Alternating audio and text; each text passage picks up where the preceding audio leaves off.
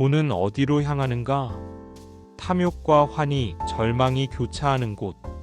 인류의 역사 속에서 이 끝없는 질문은 늘 거대한 파도를 만들어 왔습니다. 때로는 잔잔하게 흐르며 세상을 풍요롭게 했지만, 때로는 거대한 쓰나미가 되어 모든 것을 집어삼키기도 했죠. 오늘 우리는 역사상 가장 뜨거웠던 돈의 광기가 몰아친 순간으로 떠나려 합니다.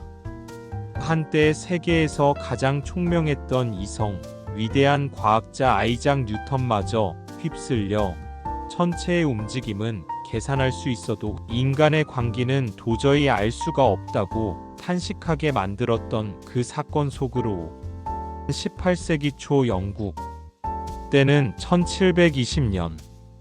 유럽은 잦은 전쟁으로 피폐했고, 특히 스페인 왕위 계승 전쟁은 영국에 막대한 빚을 안겨주었습니다. 런던의 거리는 활기 넘쳤지만 그 속에는 국가 재정이라는 거대한 숙제가 도사리고 있었죠. 바로 이때 이 숙제를 해결하겠다고 나선 기상천외한 존재가 등장합니다. 남의 회사, 그 시작은 숭고했다. 그 이름은 바로 남의 회사 사우스시 컴퍼니. 스페인 왕위 계승 전쟁 이후 스페인과의 관계 개선을 틈타 새로운 사업 기회를 모색하던 이들이었습니다. 남의 회사는 영국 정부에 파격적인 제안을 합니다. 바로 천문학적인 규모의 국가 부채를 대신 탕감해주겠다는 것. 그 대가로 남의 스페인 식민지였던 중남미와의 독점 무역권을 요구했습니다.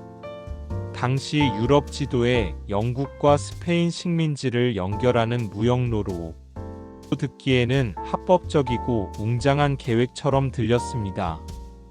막대한 설탕, 담배, 귀금속이 넘쳐나는 신대륙과의 무역이라면 영국 정부는 빚을 털고 남의 회사는 큰 부를 축적할 수 있을 테니까요. 희망에 부푼 사람들은 남의 회사가 미래의 황금알을 낳을 거위라고 굳게 믿었습니다. 그러나 그 누구도 이 숭고한 시작이 인류 역사상 전무후무한 광기의 시작이 될 줄은 알지 못했습니다. 광풍의 시작, 버블의 팽창. 남의 회사의 주가는 천정부지로 치솟기 시작했습니다. 단 100파운드였던 주가는 순식간에 200파운드를 넘어서고 300파운드, 500파운드를 돌파했습니다. 실제 무역 실적은 초라했습니다. 노예 무역선 몇 척을 겨우 보낸 것이 전부였죠. 하지만 그런 사실 따위는 중요하지 않았습니다. 사람들은 이 환상적인 상승에 뒤처질까봐 불안에 떨며 주식 매수에 열을 올렸습니다. 남들 다 버는 돈, 나만 놓칠 순 없어. 라는 심리가 시장을 지배했습니다. 이것은 이른바 더 큰 바보 이론의 완벽한 재현이었습니다. 내가 산 주식의 가치가 없어도 나보다 더 높은 값에 사줄 더 큰 바보가 있을 거라는 믿음. 이 광기는 남의 회사 하나에 그치지 않았습니다. 런던 곳곳에서는 온갖 기상천외한 회사들이 난립했습니다.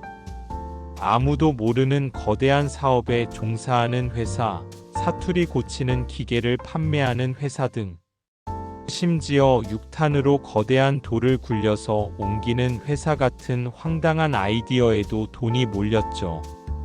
영국 의회는 끓어오르는 광기를 억제하기 위해 이른바 버블법을 제정했습니다.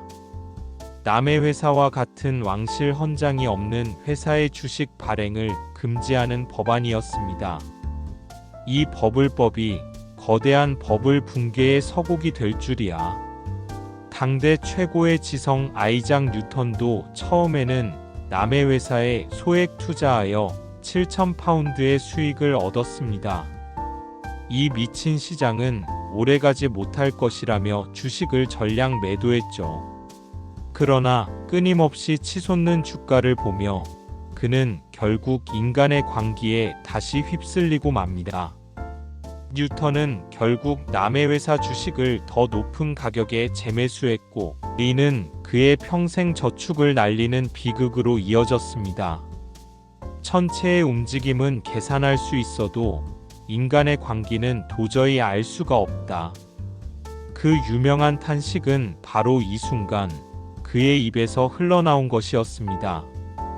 버블 붕괴와 그 후 폭풍. 끓어오르던 투기 열풍에 찬물을 끼얹은 것은 다름 아닌 버블법이었습니다.